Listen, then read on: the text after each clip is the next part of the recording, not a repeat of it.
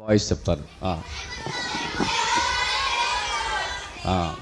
సరే, ఇప్పుడు గర్ల్స్ ఎక్కువ స్ట్రెంత్ ఎక్కువ ఉంది, వాళ్ళు ఇంగ్లీష్లో మన VBS థీమ్ అంశం చెప్తారు. గర్ల్స్, బాయ్స్ ఒకసారి చెప్తారు తెలుగులో, మరొకసారి గట్టిగా. Very good. గర్ల్స్, బాయ్సే గెలిచారు. వాస్తవం చెప్పాలి కదా, స్ట్రెంత్ తక్కువ ఉన్నా కానీ బాయ్స్ చెప్పారు. సరే, ఇప్పుడు అందరం కలిసి చూద్దామా? తెలుగులో ఫస్ట్ చెప్పండి. VBS థీమ్ ఏంటి? ఇంగ్లీష్లో అందరూ రైట్. సరే, మంచిది, వెరీ గుడ్. సరే, ఇంకట్లా కూర్చోవాలి. అంకుల్ చెప్పాడు కదా, ఎవరైనా శబ్దం చేస్తే మాట్లాడిన వాళ్ళకి ఇక్కడ తీసుకొచ్చి వాళ్ళకి మౌత్ ఇస్తాం, వాళ్ళు చెప్పాలి స్టోరీ. సరేనా? మీరు చెప్పాల్సి వస్తుంది స్టోరీ. సరే, మీకు ఆ సమస్య లేకుండా మంచి. సరే, మనము నిన్న సాయంకాలం క్లోజింగ్ లెసన్లో ఉన్నాం. అక్కడ కొన్ని విషయాలు చెప్తూ వచ్చింది కదా. ఆ స్టోరీ, క్లోజింగ్ లెసన్ స్టోరీ పేరు ఇటువంటి చూడండి, వాకింగ్ గాడ్స్ ట్రైన్, దేవుని విధానములో నడుచుట. కనుక దేవుని విధానములో, దేవుని యొక్క నియమంలో మనం నడుచుట. The story of Steve chains return.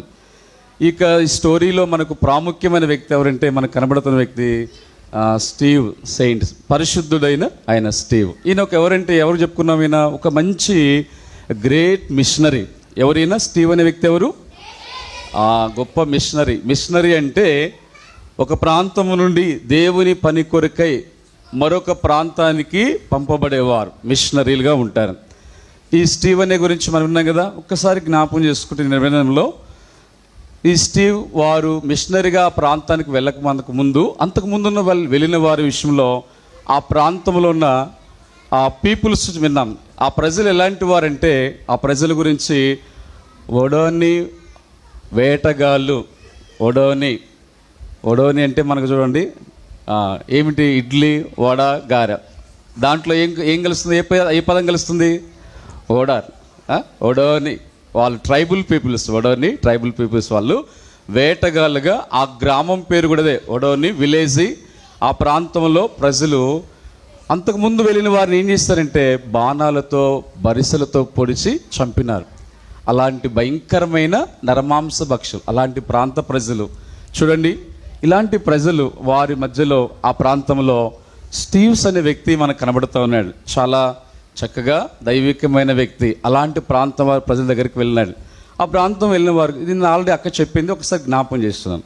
చూడండి, ఆ ప్రాంతంలో వెళ్ళినప్పుడు స్టీవ్స్ అనే వ్యక్తి ఆ ప్రజల మధ్యలో, ఈ ఒడోని పీపుల్స్ ప్రజల మధ్యలో వాళ్ళు వేటగాళ్ళుగా, నరమాంస భక్షకులుగా ఉన్నారు.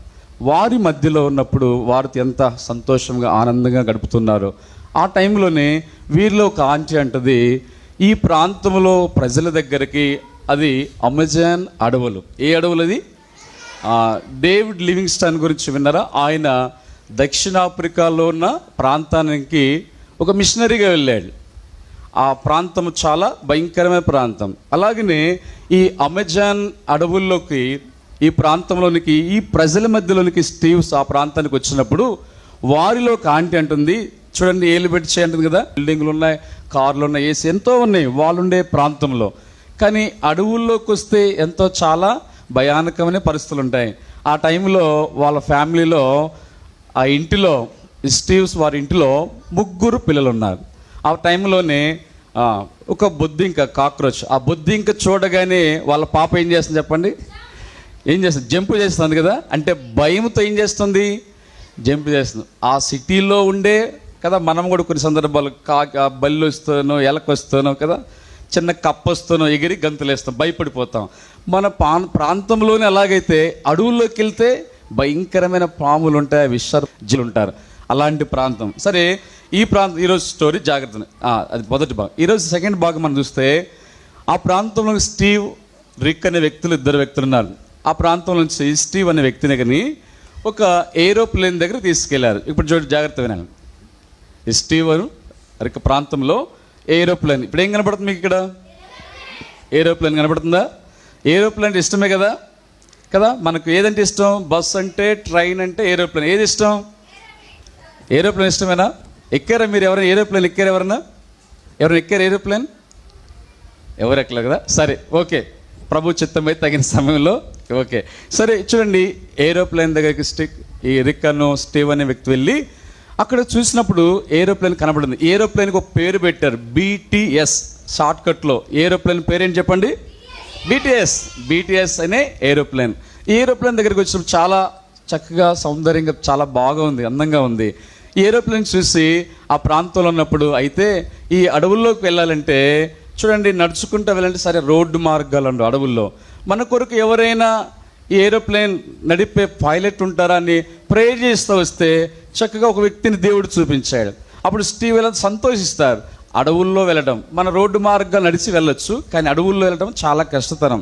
అయితే ఆ ప్రాంతంలోకి పిల్లలు ఈ ఏరోప్లేన్ ద్వారా స్టీవ్ అనే వ్యక్తి, రిక్ అనే వ్యక్తి ఒక పైలట్ ద్వారా నడపగలుగుతా అని చెప్పేసి చాలా సంతోషించి ఈ ఏరోప్లేన్ మీద పైన అమెజాన్ అడవుల్లోంచి పై ప్రాంతంలోకి అడవులు చూసుకుంటా ఒక GPS సిస్టమ్ ద్వారా ఆ ప్రాంతం చూసుకుంటా పైన వెళ్తూ ఉన్నారు. ఆ ప్రాంతాన్ని చూసినప్పుడు చాలా సంతోషం వేసింది. అలాగే వెళ్తున్న ప్రాంతంలోనే ఆ అడవుల్లోనే చిన్న చిన్న గ్రామాలు ఉంటాయి, చిన్న చిన్న విలేజ్ గ్రామాలు ఉంటాయి. ఆ గ్రామంలో ఒక గ్రామంలోకి వెళ్ళిన తర్వాత ఒమేకో అనే ఒక తండ్రి ఉన్నాడు. ఆయన పేరు ఒమేకో. ఏం పేరు అంటే ఆయన పేరు ఒమేకో. ఆ తండ్రి ఏం చేశారంటే ఈ స్టీవ్ అనే మిషనరీకి వారికి ఏం చెప్పారంటే, ఇదిగో స్టీవ్ గారు, మాకు కుమారుడు ఉన్నాడు, వాళ్ళ కుమారుడు విషయం ఏం జరిగిందో ఆ విషయం చెప్తున్నాడు. మా కుమారుడు అడవి ప్రాంతంలో ఉన్నాడు, అడవి ప్రాంతంలో ఉంటే ఒక రోజున మా కుమారుడికి తేలు కుట్టింది. తేలు కుట్టగానే వెంటనే కొంత సమయంలో ఏమైందంటే చర్మం అంతా కూడా చల్లబడిపోయింది. ఆ తర్వాత సరైన సమయంలో ట్రీట్మెంట్, మందులు, వైద్యం లేకపోవటం వల్ల మా కుమారుడికి వైద్యం అందక, మందులు లేకపోయేసరికల్లా మా కుమారుడు చనిపోయాడని ఒమేకైన తండ్రి తన కుమారుని గురించిన మరణాన్ని గురించి చెప్తూ వచ్చినప్పుడు స్టీవ్ చాలా ఎంతో బాధపడుతూ వచ్చాడు. చూడండి, అంటే అడవి ప్రాంతాలు ఏముండవంటే వైద్యం ఉండదు, సరైన సౌకర్యాలు ఉండవు.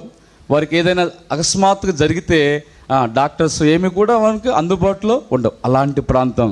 అయితే ఈ ప్రాంతంలోనికి స్టీవ్ అనే మిషనరీ దైవజనుడుగా చూడండి ఆ ప్రాంతం నుంచి బయలుదేరి చెప్పారు ఒక ఆంటీ, మీరు కుటుంబముగా మీరు పిల్లలతో ఫ్యామిలీకి ఎందుకు రాకూడదు, మీరు రావాలి, ఈ ప్రాంతంలోకి వచ్చి పరిచర్య చేయాలి. ఇప్పుడు మనం చెప్పుకున్నాం కదా, స్టీవ్ అనే వ్యక్తి పేదవాడా చాలా ధనవంతుడా? చెప్పండి, ధనవంతుడా పేదవాడా? చాలా ధనవంతుడు కదా, వాళ్ళకి చాలా బిల్డింగ్స్ ఉన్నాయి, మంచి సౌకర్యాలు అన్నీ ఉన్నాయి కదా. కొన్ని సందర్భాల్లో కొంతమందికి అన్ని సౌకర్యాలు ఉంటాయి సరే కదా. అయినప్పటికీ ఆయన ఏం చేసి తెలుసా, దేవుని ప్రేరేపణను బట్టి, వాళ్ళు ఆశించిన దాన్ని బట్టి ప్రయాసతో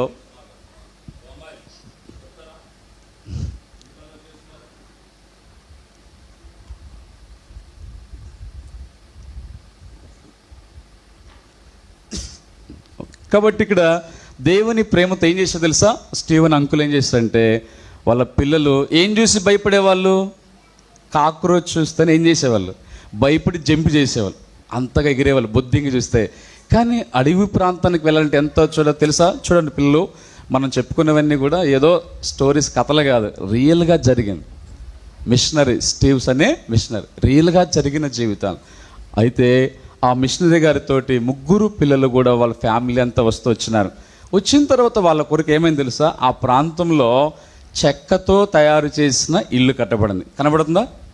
దేంతో తయారు చేసి తెలుసా, ఆ అడవిలో చెట్లు, పెద్ద పెద్ద మ్రాన్లు ఉంటాయి, వాటిని చెక్కలుగా తయారు చేసుకుని చెక్కలతోటే ఇంటిని నిర్మించారు. ఆ చెక్కలతో కట్టి నిర్మించిన ఇల్లు. అయితే అక్కడ వచ్చిన పిల్లలు ఏం చేశారంటే, వాళ్ళ కుమార్తె పిల్లలు ఉన్నారు కదా, వాళ్ళకి ముగ్గురు ఉన్నారండి. షాన్, జైమ్, తర్వాత జెస్సీ, 3 ఉన్నారు. ఎవరి పిల్లలు వీళ్ళు? స్టీవ్ గారి యొక్క 3 పిల్లలు. అయితే ఈ 3 కూడా అక్కడికి వచ్చిన తర్వాత చూస్తే ఈ కట్టబడిన ఇల్లు చూసినప్పుడు వాళ్ళకున్న ఇల్లు చాలా సౌందర్యంగా ఉంటుంది కదా. నిన్న ఆంటీ కూడా చెప్పారు కదా, కొన్ని ఫ్లోర్లు ఉంటాయి కదా, బిల్డింగ్ ఇంటి మీద కడతా ఉంటారు, పెద్ద పెద్ద అపార్ట్మెంట్స్ ఉంటాయి కదా. అయితే ప్లాట్స్, అపార్ట్మెంట్స్. అయితే వీళ్ళకి అలాంటి ఇల్లు కాదు, కానీ చెక్కతో కట్టిన సామాన్యమైన ఇల్లు. విషయం తెలుసా, ఈ ఇంట్లో ఏం లేదు తెలుసా, కిచెన్ లేదు, వాష్రూమ్ కూడా లేవు, చెక్కతో కట్టబడిన సామాన్యమైన ఇల్లు. పిల్లలు వింటున్నారా? ఇప్పుడు మనం ఉండే ఇల్లు చాలామందికి డాబాలు, అనేక అపార్ట్మెంట్స్ ఉంటాయి, మంచిదే, ప్రైజ్ గాడ్, దేవుడి. అయితే ఆ దినాల్లో మిషనరీలుగా ఉన్నవారు, వారి పిల్లలు కావచ్చు, కొంతమంది దేవుని సేవకు వెళ్ళిన వారు, పరిచర్య చేసే వాళ్ళకి ఆ ప్రాంతాల్లో సరైన సౌకర్యాలు ఉండేవి కూడా కాదు, మంచి ఇండ్లు ఉండేవి కాదు. అది అడవి ప్రాంతం. ఆ అడవి పేరు ఏం చెప్పుకున్నాం మనం? ఏ